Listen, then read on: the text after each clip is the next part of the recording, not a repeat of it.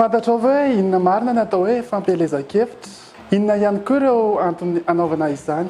Andao ary azavaintsika tsotsotra ny momba izany. Alohan'ny fifidianana dia misy vanim-potoana lavalava ahafahan'ireo mpirotsaka ho fidiana sy ny mpombazy manentana sy miantso ny olom-pirenena hifidy ny kandidà. Fotoana ihany koa hampahafantarana ny kandidà sy ny fandaharana kasainy ampiarina raha toa ka izy no lany. Arak'ilay voambolana hoe fampielezan-kevitra dia mampiely ny heviny ny kandidà amin'ny fotoana io, ka ny tanjona amin'izany dia handresena lahatra ireo olom-pirenena hifidy azy.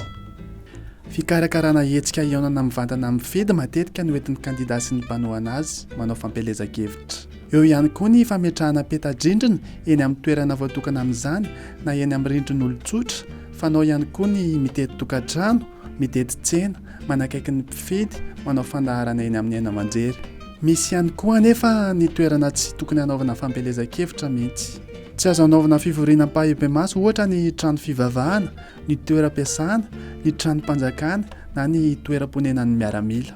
Napetraka ireto fandrarana ireto satria anisan'ny fenitra tsy maintsy arahina mandritra ny fampielezan-kevitra ny tsy fiandanian'ny toeram-pivavahana na ny fitondram-panjakana na ny sampandraharaha-panjakana na ny mpitandron'ny filaminana sy ny fiarovana. Ankoatr'izay dia tokony hanaja ny firaisam-pirenena sy ny toe-tsaina momba ny fihavanana malagasy ny mpanao fampielezan-kevitra. Tokony tsy irona amin'ny fiantsiana na fankalana na fanavakavahana ary tokony hitandro fatratra ny filaminam-bahoaka. Tamin'ny faha 7 volana novambra teo no nanomboka ny fampielezan-kevitra ho an'ny fifidianana ben'ny tanàna. Maharitra 1 andro izany ary tokony hifarana amin'ny alina faha 7 desambra ifoho ny faha 10 desambra. Tsy azo atao intsony tsinona ny manao fampielezan-kevitra ao anatin'ny 4 ora alohan'ny datin'ny fifidianana.